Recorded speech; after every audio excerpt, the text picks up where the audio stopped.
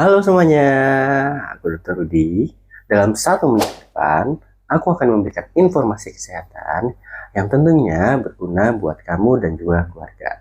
Langsung aja kita mulai. Nah, kamu pernah nggak sih tiba-tiba gampang lapar, gampang haus, terus berat badan malah turun, sering bolak-balik ke kamar mandi, dan tangan dan kaki mulai kesemutan, atau ada luka kecil nih yang susah sembuh?